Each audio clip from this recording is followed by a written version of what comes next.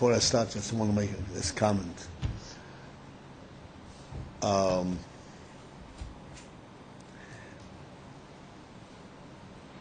The various influences. A human being is extremely complex, extremely great and extremely complex, to the extent that the Alter Rebbe says, to put it very simply, he has two souls. Can you imagine that? What can be more complex than that? Maybe three souls. Three souls, two souls at different levels of the soul. And you need really to employ all the wisdom that you can muster to figure out, where is this message come from, and this message, and why it's coming this way, and what are the twists and turns and so forth. There is a posting in Tanakh. There's a posting in Tanakh.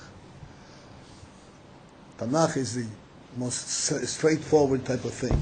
Tanakh says like this, that I don't want to say that it's like a musa to the Jewish people, but just as an individual, that it's conceivable that a person knows what is good,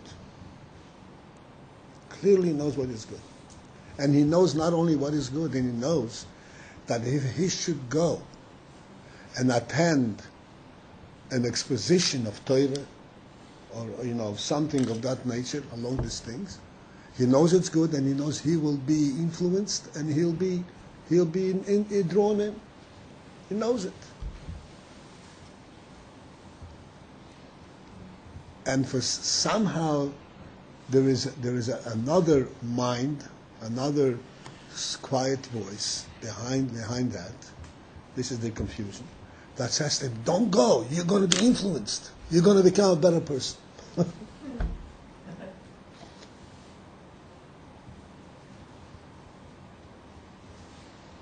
This is how attentive, how careful we have to be with our thinking process.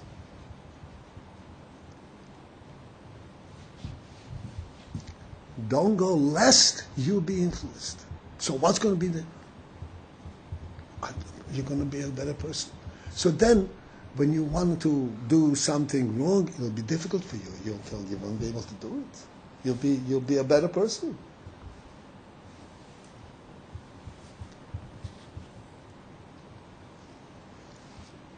As a matter of fact, I have, I meet a lot of people. I have actually now, I'm dealing with someone in Yemen. I'm meeting with him more than once a week. Very learned, very smart kid. Somehow he got involved in whatever it is. And he clearly says, this is right and this is great. I can't give it all up. I'm afraid.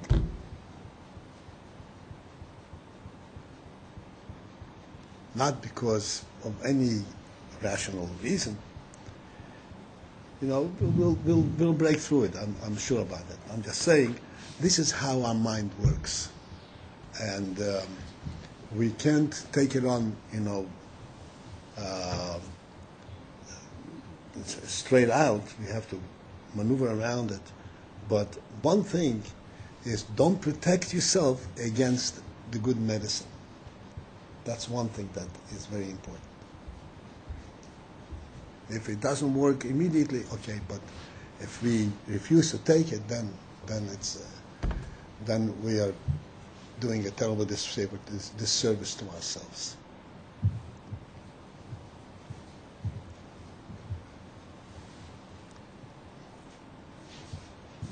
All right. Let's get into today's parsha. You all learned, I'm sure, the part that we're up to. And we are going to, the parsha is Vayechi, Yankiv. There's much to say on every word in this parsha. It's a short parsha, but it's well loaded. Right at the beginning of the parsha, which we already learned this year, is where Yosef comes to Yaakov with his two sons, Ephraim and Manasseh, for a blessing. And there we see an interesting contrast between two views of Ephraim and Manasseh. How Yosef deals with Ephraim and Manasseh, or Manasseh and Ephraim. From Yosef's perspective, it's Manasseh and Ephraim. Manasseh is the oldest, is a B'chor. And therefore Manasseh should be recognized as a B'chor and should be given the prime blessing, the prime bracha. That's what a B'chor is. And Yaakov, amazingly enough, crisscrosses his hands. In other words, it's not just a simple extension of the hands, and it happened to be that Ephraim was there. No, he's crisscrossed his hands to put his right hand on Ephraim and his left hand on Manasseh. And this is so surprises Yosef, a tzaddik, who actually protests to his father Yaakov and says, Yaakov, no, that's not the way it should be. That's not the way it's supposed to be. What do you want to do? And Yaakov says, my son, I know what I'm doing.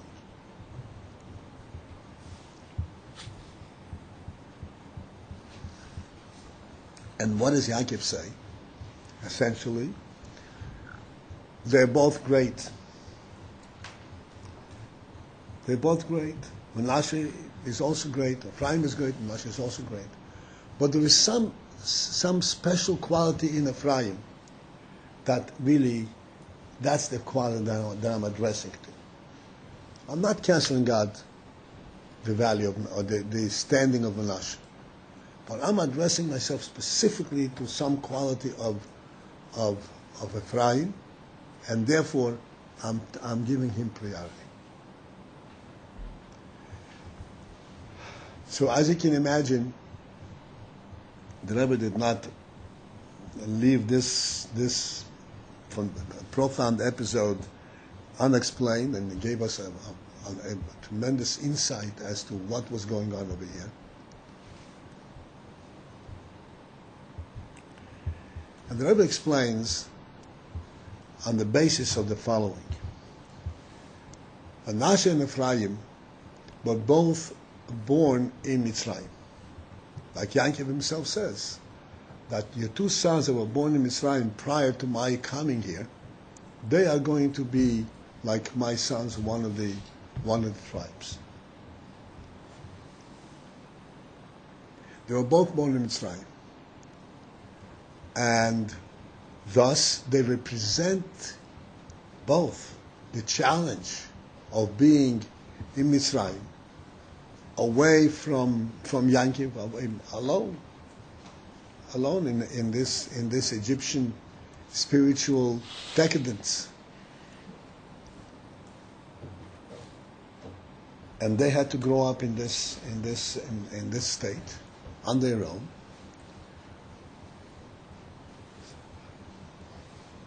And but they each represent a different level and different means by which this Mitzrayim element is dealt with. In naming Manasseh and Ephraim, the Torah says that when Yosef named Manasseh and Ephraim, he attached a reason to it. In other words, the names expressed some of his experiences, some of his concerns. Manasseh, he said, is to remind himself and to commemorate the fact that Dashani Elokim Eskol Amoli Veskol Beisovi. That Hashem, Nashani, had torn me away from my home, and I could have forgotten about my home, my father's house. And Manasseh, through Manasseh, this will give a reminder. I should remember. What should I remember? That I'm here in Mitzrayim. I don't really belong here. I have a house, a father, and a household, and a family, and a completely different principles of life than here in Mitzrayim. Menashe is a living testimonial to this. How is it? Huh? How is it? How is it a son? Nashani Elikim. In other words, huh? Just saying the name is going to remind him? Right. No, Nashani, Menashe means he tore me away from my house. Nashani, he tore me away from my house. What does this mean? He tore me from my father's house. He's not giving thanks for being torn away from his father's house.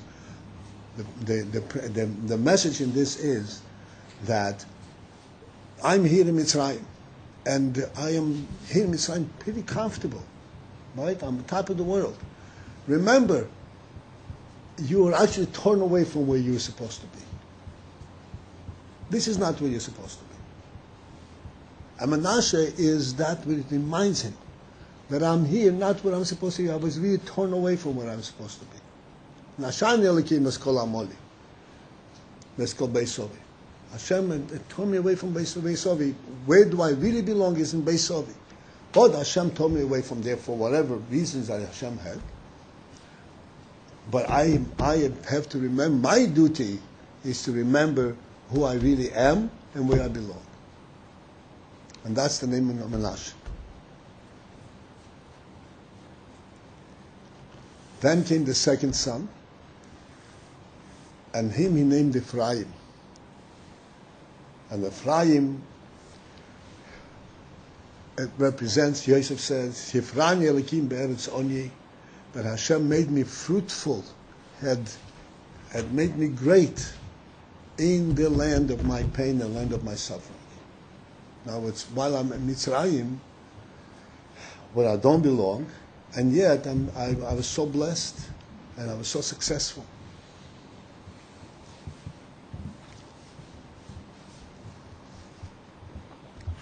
Here too, we have to understand what the implication of this is.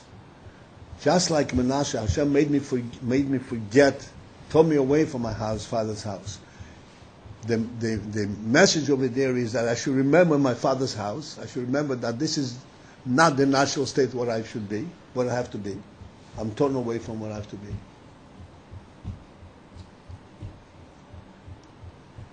The same thing Ephraim. Ephraim is saying that this is Eretz Oni. This is the land of my pain. This is the land of pain. This is the land of suffering. This is not where I belong. And yet, in this circumstance, I can actually overcome all the difficulties. Not only overcome all this the difficulty, I shouldn't get lost there, but actually, Hifrani, I will produce fruit. I will grow as a result of this exile. That's basically the message of Ephraim. And the Rabbi explains in simple terms, Menashe, the message of Ephraim, Menashe, and Ephraim is, Menashe means just the strength that the neshama has to keep to its own, not to get lost, not to forget where it belongs, no matter where it is. Ephraim is an additional strength that not only he will remember who he is, but he will actually, as a result of this exile, he will actually benefit. He will actually grow as a result of the exile, as a result of the challenges.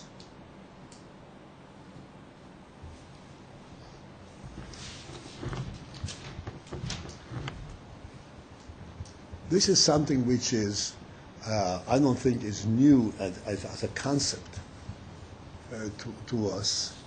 Everybody learns Exodus all the time, that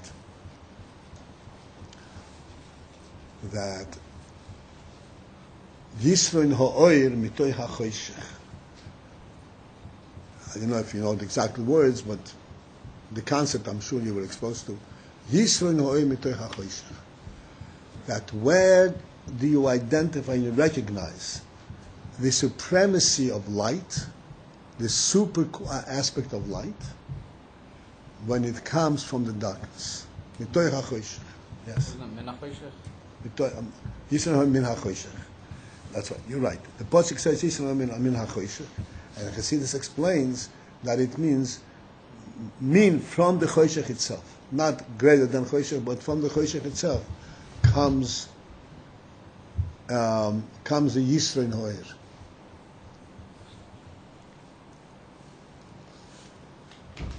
So that basically means that you can make darkness actually produce light. Light burns because of darkness? It means that, but that is only half the story. What this is saying is that light that comes from darkness is greater, shows its greatness more than light that comes in a natural way.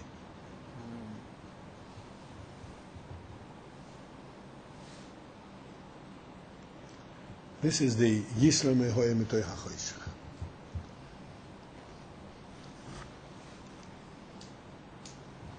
Now, how would one ignite such a light? Okay, that's what we're going to discuss a little bit.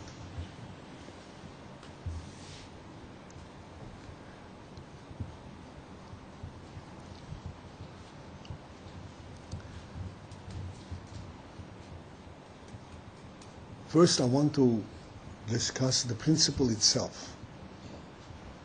It's a principle that's discussed in Chassidus a lot. Like everything in Chassidus, in Maimorim, it tells you the reality, and then it expects us with our own intelligence to understand what this is about. Where is the supremacy? How is that actually happen? And what is so superior about coming from darkness? What do you mean? What do we understand? What is so advantageous, so great about light coming from darkness? What's wrong with light coming from light? It's light.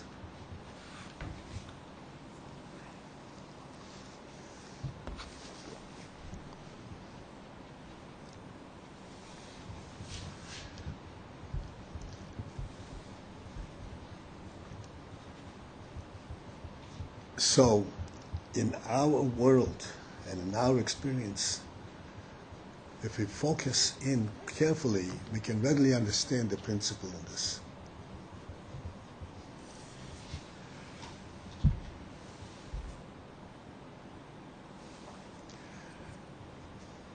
There is an interesting deen, there's a halacha. It says an interesting thing. It says like this, that it says, the Gemara says, "Ein mekablim geirim b'mei shloima." In the days of Shloima HaMelech, we didn't accept any geirim. You know what a geir is? A geir is a convert. So, convert in general, we are careful with converts. They should be honest. They should be true through and through. But ultimately, if he proves himself to be true, we accept converts. And not only we accept what we're supposed to give him support, and the Torah says, watch out, you shouldn't, Chas v'sholem, hurt him. But b'mei Shloimeh, in days of Shloimeh HaMelech, they didn't accept converts. Eimekabin gave him. Why? The reason is because in the days of Shloimeh, the Jewish people were on top of the world. Everyone, the whole world looked up to the Jewish nation. All the nations came to visit what's going on in Yerushalayim. What does Yerushalayim look like? What is Shlomo HaMelech saying? What was the less saying? What was the less sicha?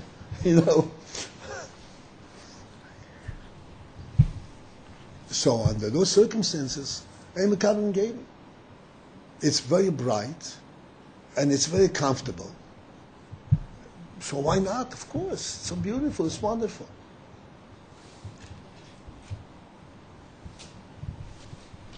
Therefore, if it's beautiful and wonderful, you can't tell that there is not a hidden worm someplace hiding beneath the surface, that on the dirt, that a little later it'll come out and it'll become an internal, a rotting apple inside, rotting from inside. It looks beautiful outside, but inside it's rotten. If it's rotten inside, why did he choose to become a ger?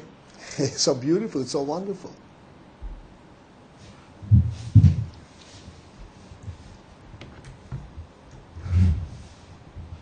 So that this illustrates a very simple principle, that when a light comes from light, and it's a bright and pleasant light, there's no challenge as to get to the light, then you don't know how deep that light goes and how truly you are relating to this light.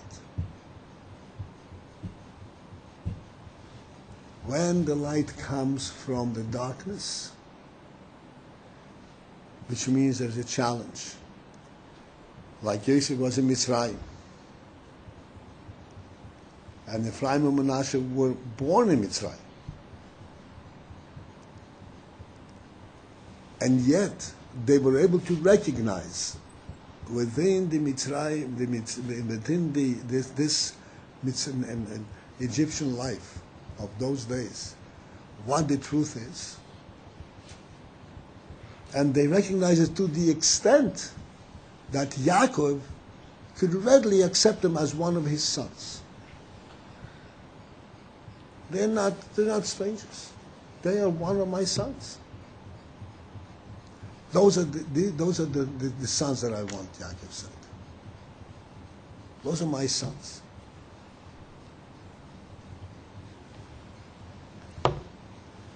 Basically, this is Manasseh and Ephraim. Within Manasseh and Ephraim themselves, between the two of them, there are these two elements.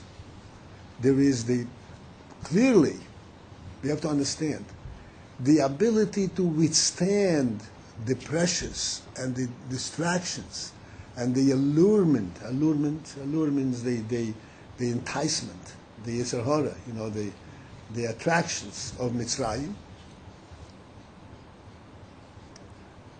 You need a very profound recognition, deep recognition, and deep connection to the godly truth.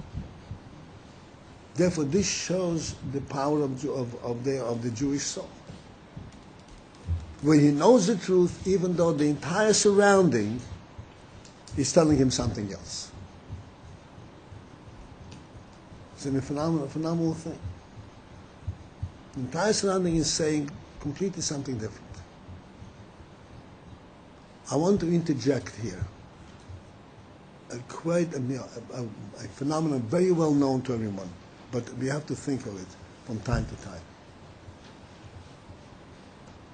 The Jewish people, we all, anyone who today knows that he is Jewish, his ancestors have gone through 3,500 years, and the last 2,000 years of enormous challenge, enormous suffering, enormous difficulty, where wherever they turned, there was rampant hate for no reason whatsoever. You heard of anti-Semitism, right? What's anti-Semitism? Is there any rationale to it? There's nothing to it. The Jewish people, wherever they lived, whatever country they sent it, they benefited the country. They served the nation. In every which way.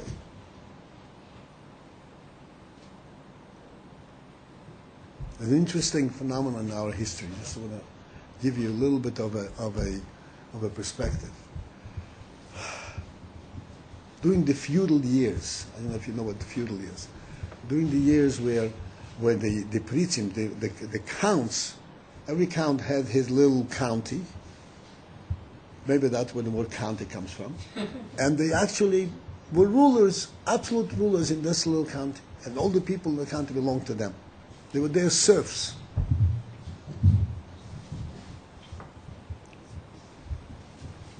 Every count, especially in Poland and Russia, had a moshke. Who was a moshke? And he had mashke. Not a mashke, a moshke. Yeah, but he had mashke. He had mashke. What is a moshke? A moshke, he called a Jew, a Yid, a moshke, because a Yid, he triumphs with Moshe Rabbeinu. He lives Moshe Rabbeinu's Torah. He called him a moshke. Why did he need this moshke? Now listen to this. This moshke, he recognized that this moshke is the smartest man around. He needs him to direct his estate. Without his advice, his estate is going to go down the drain. So he had this moshke who ran his estate and brought him all kinds of blessing and success. And when this count wanted to enjoy himself and entertain his friends, with wine and whiskey, what did he do? How do you entertain your friends? You bring the moshke, put on him the hide of a wolf, and let him dance for us. This same moshke, who was the mainstay of his estate, was also the source of ridicule for the enjoyment of all present.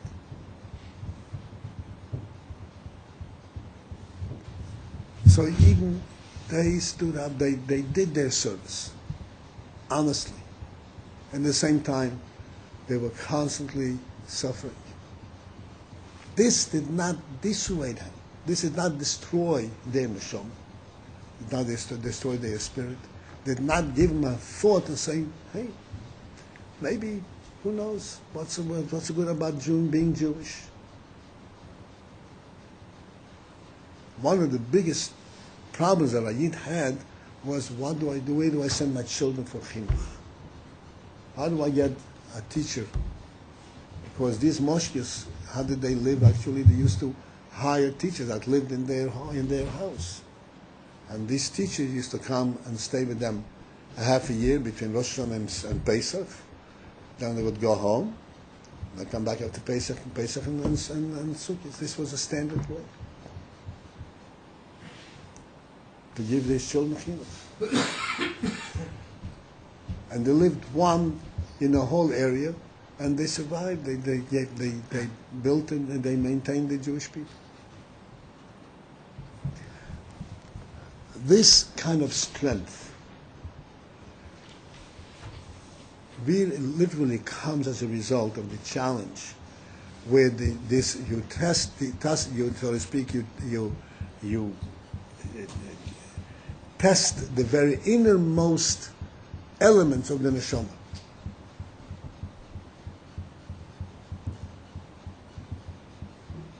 And then there are two ways that this reflects itself. And this is what Ephraim and Menashe stands for. Menashe stands for the fact that this is not going to change my way. I'm going to be able to maintain my stand, and I'm not going to drown. Ephraim goes a step further. Ephraim, he was fruitful and multiplied within that suffering. In other words, he brought out an element of a godly element that came from as a result of being in Mitzrayim, that he would not have had if he wasn't in Mitzrayim. This is what Yosef and Yankiv, this is where the differences were. Yosef said, Menashe, this is the Bechor, and Yankiv said, yes, Menashe is very great, but the real thing is Ephraim. The real thing is Ephraim. Why? Because ultimately there is godliness concealed and hidden in everything in the world. And our challenge is to identify and to reveal that godliness that is really contained in everything in the world. And this is what Ephraim is. This is very briefly that, this is the Rebbe's explanation, of this particular phenomenon. Now, I want to translate this and reflect on our own situation, on ourselves. which is ultimately the most important part of all learning. Everything that a person learns, particularly Chassidus, requires that he should find himself in what he's learning.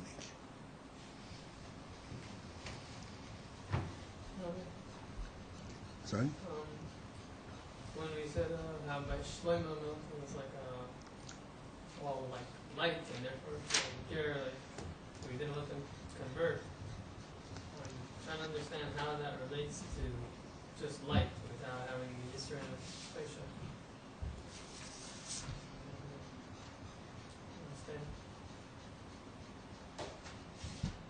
Oh, no. There was light, and the light was not challenged.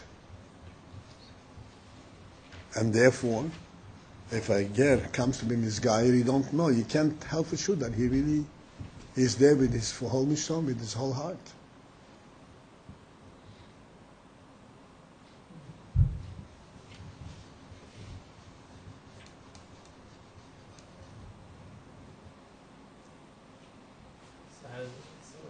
Excuse me.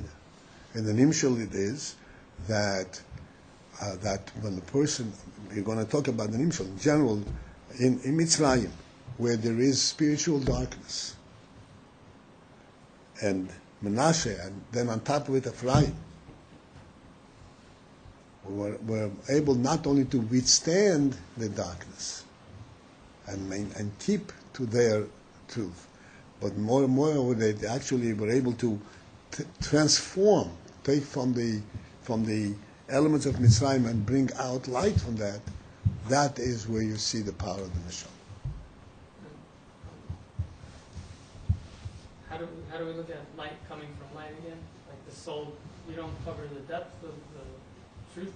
You don't relate to it. No, you relate to it, but it doesn't. But it does not prove that it's really touching you to the very core, because it's pleasant.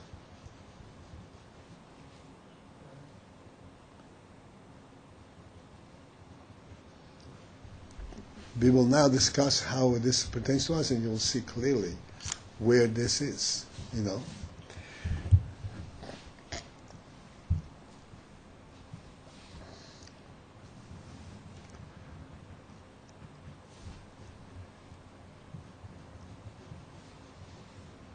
In our day, in today's age, there is a very strong challenge to Torah. Even though Torah is rampant, everybody learns Torah. And everybody recognizes Torah is really a tremendous thing, it's a tremendous guide in life. And it really talks the truth and so forth. Then at the same time, there is a worldly view of what the world is, what life is, what they call scientific view. And scientific view is very difficult to challenge because it's science, it's proven, it's really something which is empirically, objectively proven. It's very difficult to kind of to deal with this. So while I like Torah and so forth, but there is an element. There's an element that sets in under these circumstances, where I like Torah because this is really the best way to live. But to say that this is the only truth there is, and this is the only way to understand the world, it's hard for me to say that. There's other ways to understand the world. That is the challenge of our day.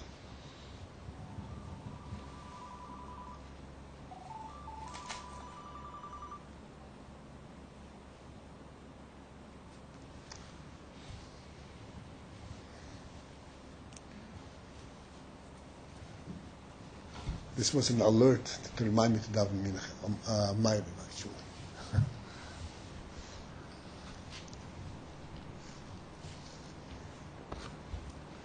Smart guy, right? Smartphone.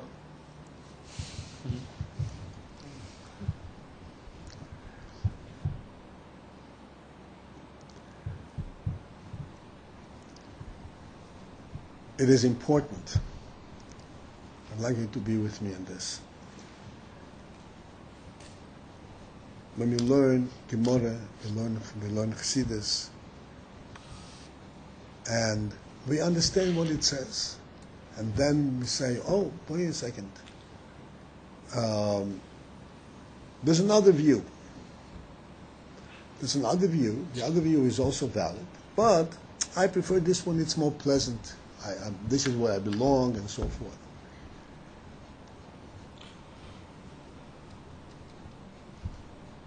That is, at best, the union of Menashe. You hold on to yours. The challenge is that you have to be a Ephraim. You have to take the whole challenge and recognize the truth, the absolute truth, the way the Torah sees things. Not to have two views, but I prefer one over the other.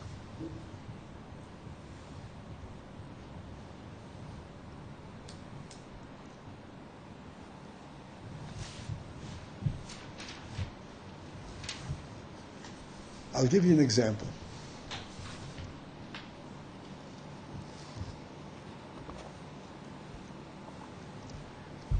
Very simple thing.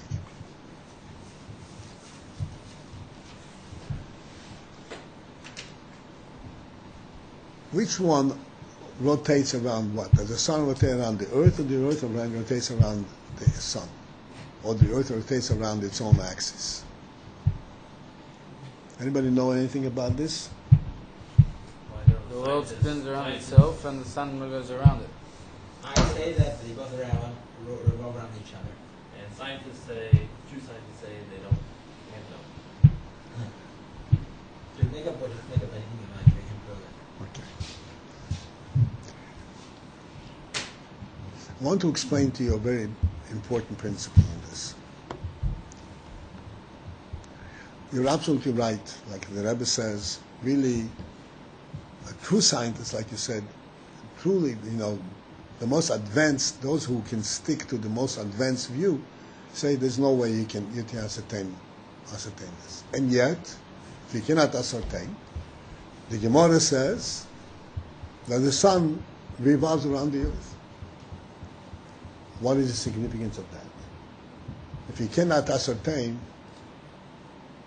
so what is the meaning of saying that the sun revolves around the earth? Now we know the answer. What? The sun revolves around the earth, and that's what the Gemara says. Right. And what is the meaning of that? Hashem revealed it the way the world works. No. Please, this is not guessing. I want to get to a point. I'm not studying astronomy right now. I want to explain to you something. So from this we can see what the Torah view is, and how we have to see to it that the Torah view permeates every last element of our lives, even the physical world. Not just how we behave, but the physical world itself.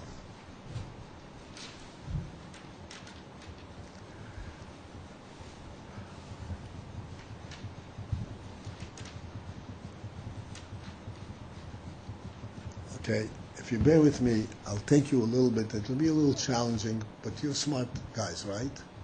You're smart? Good question. You're going to try to understand what I'm saying? Try. Going to try? Try very hard.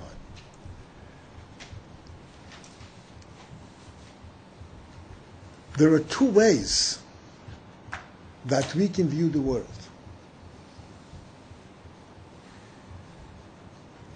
The Torah view and the world view are two opposite ways.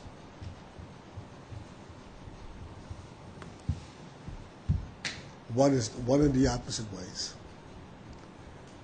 The world view is that the world fends for itself. You know what that means? It takes care of itself. Everything happens from within the world itself. Like for instance, the earth needs light, needs day and night. So what happens? So the earth rotates around its axis.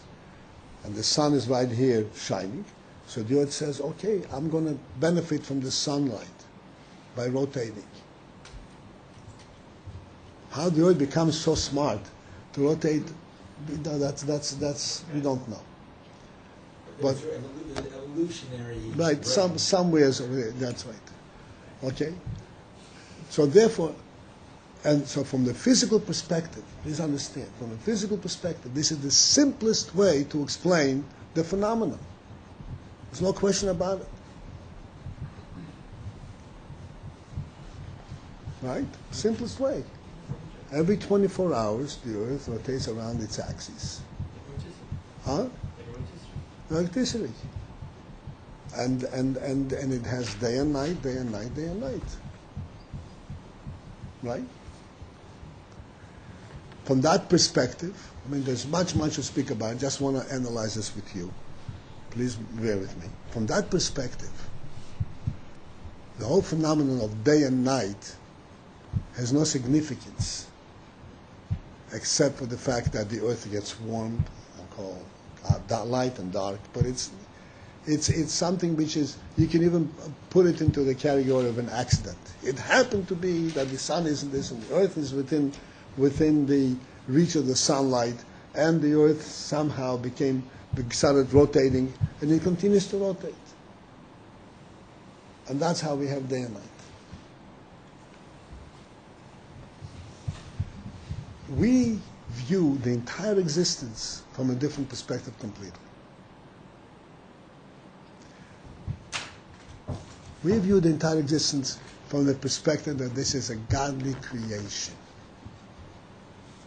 God created the earth, and He created the sun, He created the entire cosmos. And He created day and night. Day and night is not an accident. We have day and night not because sometimes the earth faces the sun, sometimes it doesn't. We have day and night because God created day and night. Therefore, if there is a rotation of the, either the earth or the sun to create day and night, this is an interesting thing the Rabbi says in the letter. The Rabbi says, if the purpose of the sun is to give light to the earth, which means the earth is the master and the sun is a servant. Right? What is the logical, please follow this, what is the logical way that this relation should be? Should the master rotate around the servant, or the servant around the master? The servant around the master. It makes sense to us, from a Torah perspective, to say that the sun rotates around the earth simply by recognizing that the sun is the servant and the earth is the master. We don't need any further explanations. Because, there's a story, I think I mentioned to you. If I didn't, I'll mention it now. When they were going up to the moon, in the 60s, there was the whole process, they decided they're going up to the moon.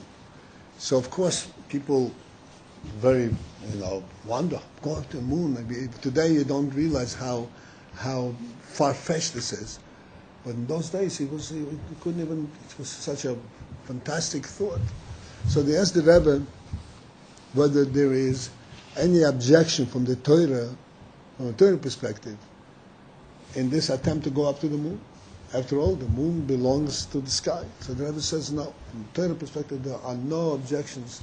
You can investigate and study anything you want. Not with the way the resorts and stuff like that? That's something else. But it's not, they didn't ask him if it's advisable or not. He asked him whether it's allowed. He says No, it's no prohibition. Allow No. 1 to 1, but attend another aspect, which may not be allowed. Okay, so no prohibition. So then they asked, does the Rebbe think that they will succeed in getting there? The Rebbe said, it's not out of the question, they may very well succeed. But they'll be disappointed what they find there.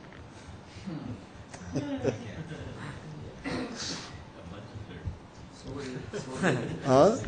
So what are they disappointed What did they think they were going to find there? Monsters and that stuff. They're It's like thinking a about. nice trick. No, okay, so I'll explain to you what the implication of the Rebbe's answer is. Never mind. Excuse me? Never mind. Forget the question. No, I was going to explain it. What is the implication of this? The disappointed they find there. We have to understand the sun and the moon and the stars are extremely significant. What is their significance? Their significance is to the extent that they serve the earth. The moon is wonderful.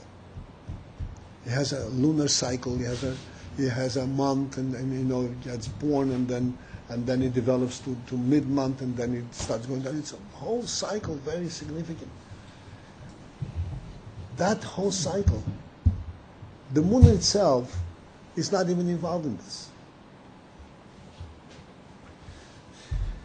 This is, what you see. Because this is all only in the terms of what the moon provides for the earth. The Eibishter wanted that on the earth there should be day and night. There is weeks, there's months, there is years. And then there is a bigger cycle. There is the 19-year cycle, there's a 28-year cycle.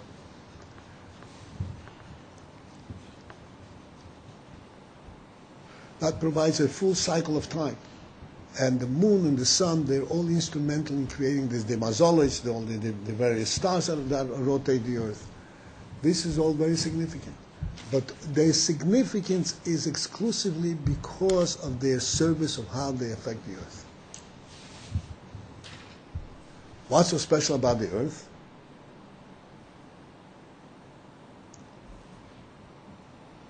It looks cool.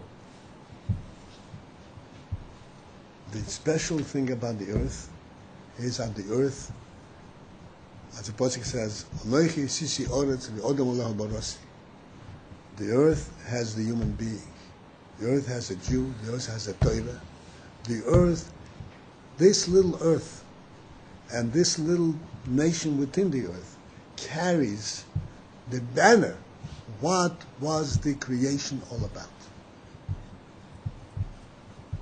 And thus the entire cosmos, this zillions of stars, and the huge sun. The sun is really a huge body, millions of miles across. Can you imagine that? And it is millions of miles away. It is 90 plus million miles away from the earth. And it's powerful. Its light reaches us to the extent that we can't even tolerate it. 93 million miles away. You can imagine the power of the sun.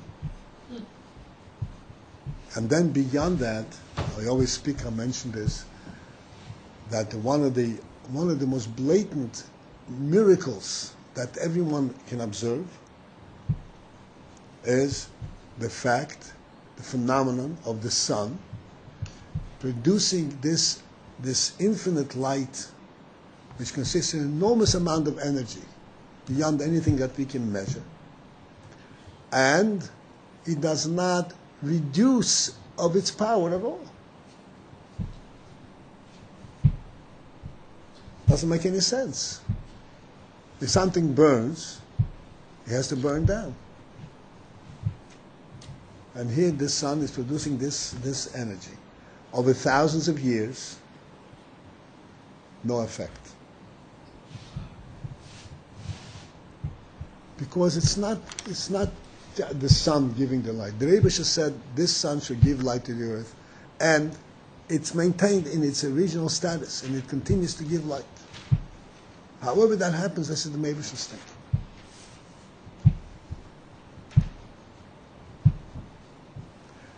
So here is a very important factor.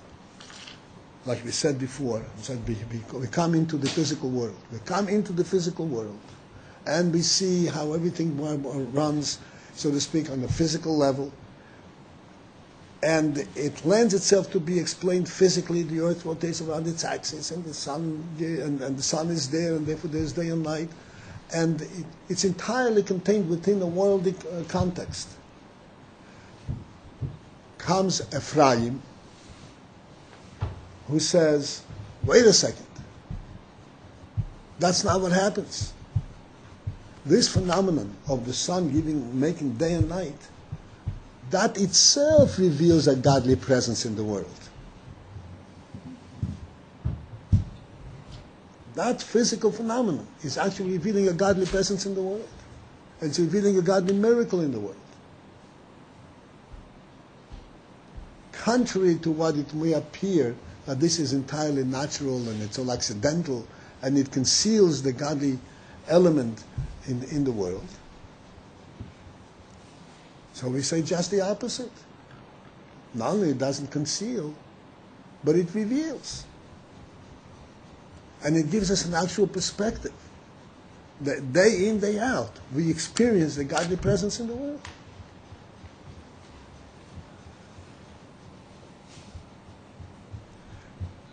This is the challenge of that we are withstanding, that we are working with in our world. This is the challenge that we're working with in our day. This is the challenge that each one of us, we're sitting here and learning, and we have to learn and understand a Tosfos, a Gemara, a Tosfos, a Chassidus, and we have all kinds of different views that can be saying, wait, that's what you say, that's what you say. But this philosopher says something different, this scientist says something different, and I read something different. How do you reconcile? That's a challenge. We have to reconcile. Not only reconcile, but show how from that darkness comes a completely different light. Without this challenge, we would say, oh, I believe that Rabbi created the world. Okay. But this is much more than that. Not I believe it. I see God's hand in everything.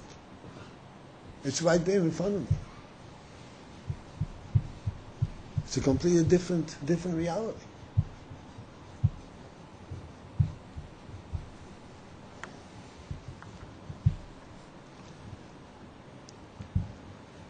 This is a challenge that we all have to live up to.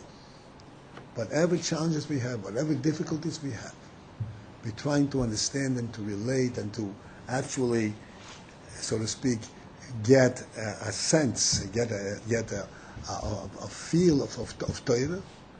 The reason that it's challenging is because Mitzrayim is all around us. And Mitzrayim is constantly bombarding us, forget about this, this is the reality, this is the reality. And by withstanding that challenge, not only do we stand up firm, but we actually draw benefit from the challenge.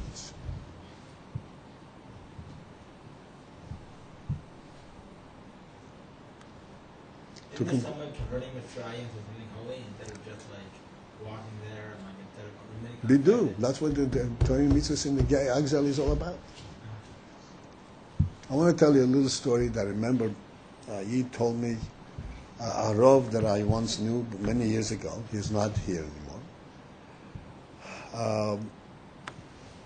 There are, hundreds of these type of stories, but this is something that just came to my mind. Something that he was a fine gentleman, a Rav that I knew quite well. He was a fine Elachadid. So he tells me the following story. He was a young Rav, someplace in the Midwest. And in those days, if today Yiddishkeit is centered in New York and it's much less elsewhere, but there is Yiddishkeit. You can have kosher food any place in the country almost. You can have a mikvah wherever you need, and chidduch for children almost everywhere. But in those days, this was a real challenge. So where he lived, there was no cheder at all. So there was a school, an appropriate school for his children, a couple of hours drive from his home. I don't remember exactly how long, but it's a drive. You can imagine. And now they're back and forth, and then picking him up again. And then on addition, he's a rover. He's got work to do. It was, but what choice do you have? So he would drive. I don't remember. It was an enormous drive. He would drive daily in and out, in and out. First, it started just with his children. And then there were other children, other members of the community that he convinced them that if he is going to take them, they'll let him go. They're not prepared to make the trip themselves. He'll take them. Yeah, he'll take them. Here's the road. Anyway, it went on for a while. And it drained his strength. As time going on, it became more and more difficult. And he tells me, he says, one time, I drove the kids to the school. And after I deposited the kids in the school, I fainted. Poshet fainted from exhaustion. And he says, when I came to, I knew that I broke it through. I broke this challenge. I broke this wall. And and that's what happened. Soon after that, there was a carpool. Other people started participating in the drive, and it was a manageable challenge. It was a manageable challenge. Not only did he provide education for his own children, but as a result of that, it became a broader interest. So other kids also benefited, and other people also participated. And if I remember correctly, eventually he was able to have enough children to make a cheder in his own community. That I don't remember exactly. That's it. But in any case, the point that he felt after that low level, that low ebb, he felt, that's it, this is the breakthrough. And the breakthrough was not only that he was able to accomplish what he needs to accomplish, it was a complete reversal. Complete reversal. Other people also benefited from this challenge and so forth. I want you to understand, you have to understand, we have to understand that every challenge that we have, personal or otherwise, contains within it a potential of a godly revelation, of godly power. We just have to stick to it and look for it, and we will find it. And that is what we are here in Yeshua for. To become real generals, right? Who said general? You said general, right? And then you come out and you lead and you lead others. That's what this is all about. Maybe we should all be Menashes and Ephraims, and the Rebbe should help them. Ultimately, we should all see the Geulah Shleim. Amen.